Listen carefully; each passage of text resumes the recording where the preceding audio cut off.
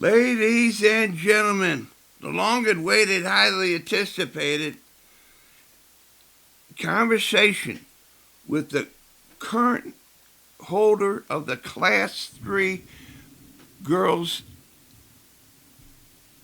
State Championship from Fort Zumwalt South BullDogs and the finalists in the recent uh, St. Louis High School Champions League. LeAnne Sanders, the coach of the BullDogs. Thank you for having me. Oh, I wouldn't have it any other way. When you talk about soccer coaches, high school soccer coaches, girls in the area, all conversations start with LeAnne Sanders. Well, that's very kind. All right. So you've been a friend of Wales Certified for several years, and I want to applaud you for all that you have done.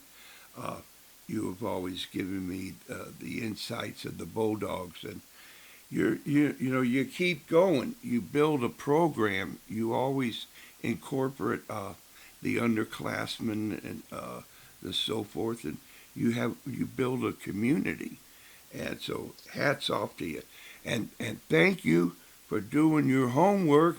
You're bringing 5 points of the United States High School Champions League to the forefront, and I want to thank you for that. That's not an easy task.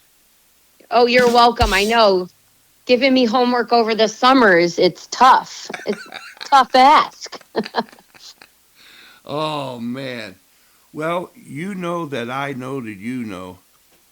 Ladies and gentlemen, for the United States National High School Champions League starting 11 or thereabouts, I bring you Coach LeAnne Sanders from the great BullDogs of Fort Zumwalt South.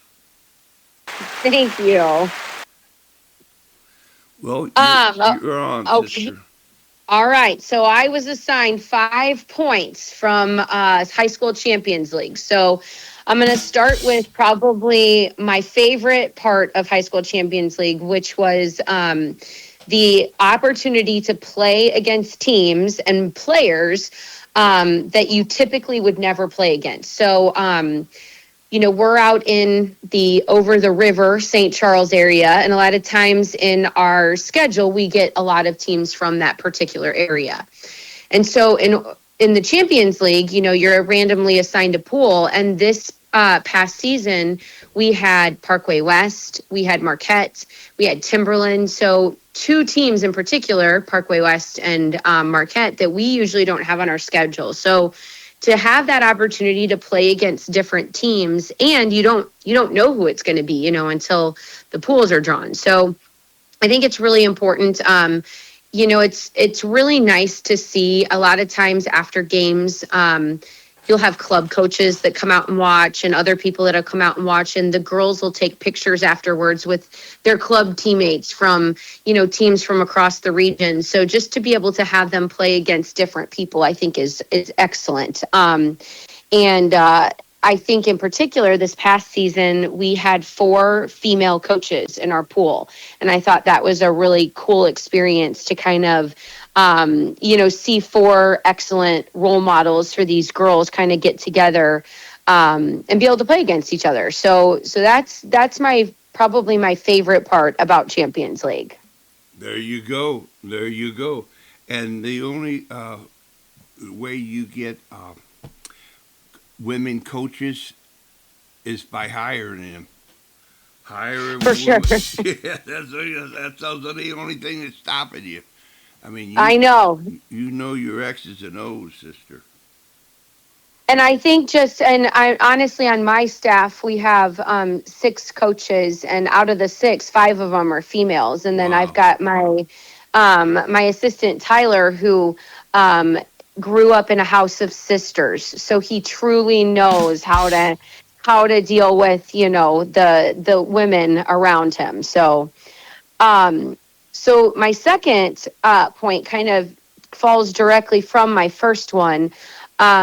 I don't know that everyone realizes the challenge that ADs, so athletic directors, have in front of them when they're planning schedules. Because when they plan a schedule, they plan in a 2-year cycle. And it's very easy to keep scheduling the same teams on your 2-year cycle every year.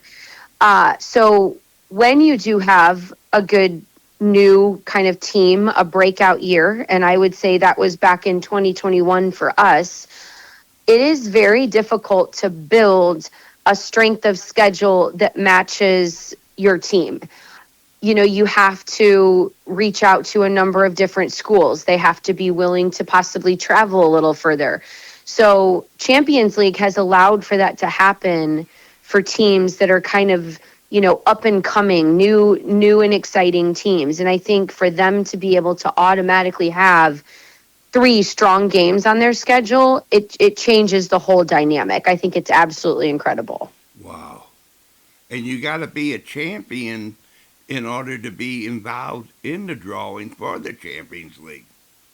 Yes, yes. So you have to show that you're ready to compete and you're ready to go up against these teams. But there's a number of teams that are even not in the Champions League because they play in a really strong district and they just maybe don't quite win the championship that year. But that's the great thing about having the at-large bids and Yeah. just allowing teams to kind of get that opportunity to start becoming more battle tested. And then, I mean, you can see some of these districts are incredibly challenging and every game along the way is a difficult game. So I think it's a great thing to kind of allow teams to build a strength of schedule that matches their quality.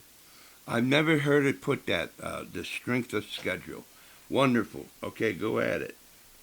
Okay, so the other thing that I think, and I'm sticking with relating to soccer right now, but the other thing that I think that the group of people that's involved in the Champions League is constantly working to improve Champions League. And I think that part is also very exciting because I think, a big goal is to have big crowds coming out and supporting and potentially offering the opportunity for, college coaches, mainly in the area, but college coaches and even club coaches to come out and watch multiple games from a similar location. So, one thing that makes it difficult for high school in order for college coaches to see players, they've got to go to multiple locations on multiple days. And I think that the group of people involved in Champions League is consistently looking for ways to make it easier to draw a bigger crowd and make it more accessible to more people. So I think that part is incredibly exciting. Yeah. A big shout out to Maryville University for leading the way on that with Eric Delabar and the famous uh, soccer woman from St. Louis, the coach. Help me. Yes, Yeah. Lori, yes. Yes, Lord. Yeah, Lori, yeah. I think it's just, the more you can make high school games accessible to people, the better off we're going to be. And I know there's constantly talks about, moving the location for pool play games to one location and getting more games all at the same spot. And I think that's really exciting. I think it'll help draw in crowds and it'll help make it easier for people who want to watch games. They'll be able to see multiple. And so I think that is huge, huge. Yes. And they're going to up the concession stand. You got to bring the whole package. You do. You got to have a good concession stand because that draws the crowds. Okay. All right. So next, and this is another thing that I think sometimes gets criticized about high school soccer is these athletes are asked to play a lot of games in a very short amount of time. And it can be really difficult on their bodies. It's a lot of wear and tear. It's a lot of things. And I really enjoy that by making the Champions League a tournament, you can have really excellent games that end in a tie. And I know that, ties in the United States are not necessarily, the favorite thing for spectators, but to create a situation where we can have a high intense game that can end in the 80 minutes and not go into extra time, and then potentially PKs, it really saves a lot of our players from having to put in those extra minutes. And so I appreciate that the Champions League has found a way, by being a tournament, it falls within the MISHA guidelines to allow ties in pool play. And I think that's really important for our sport. Wow. I thought it was a different reason, but that's an outstanding way to go. Way to go, LeAnne, on that one. I love the Well, ties, man. You got to get the points, sister. Yeah. yeah, and it's a part of soccer, it's a part of the game. And I think, if you have, there were multiple games in previous years that, in regular time, it was a battle. It was excellent. And, you end 1-1, and both coaches would approach each other before, the extra time and say, if we could end it here, this feels right. This feels like this is what it should have been. And so I don't have any problem in regular season with having a few games that are allowed to go to ties, because it really does, save our players from having to put in those extra minutes on their legs when they might have had to. I mean, I think when we played our semifinal game for Champions League, which that one did have to go into extra time, understandably, but we had played two other games that week that went into extra time, and that's asking a lot out of our girls. Wow. Wow. Yeah. All right, then. Okay, so last one. Um, I think that one thing that's really interesting about Champions League is we've found a way to fit soccer and fit the ideas of soccer into a new and upcoming, event or tournament, however you want to put it. But it's kind of a new thing that people who are involved in soccer have been able to kind of take the time to look at, this would be a good structure. And I think that this is actually going to force other high school sports, or I guess encourage other high school sports, to think outside the box and kind of create something that looks right for them, that also brings a new excitement to high school sports. What looks right in soccer doesn't necessarily look right in basketball or tennis or, volleyball. But if coaches kind of stepped outside of the box and thought about ways to maybe create a different style of tournament or create a different style of competition, I think that they could start to kind of reinvigorate. Sometimes things get a little stale. And so I think it's a great way to kind of reinvigorate the sport. And I think other sports kind of can take this as inspiration to maybe bring it to their sports. Wow. Wow, baby. Yeah. All right. Well, you're leading the way, sister. Congratulations on that. And Well, thank you. yeah, and you did quite well with time. You used all your uh,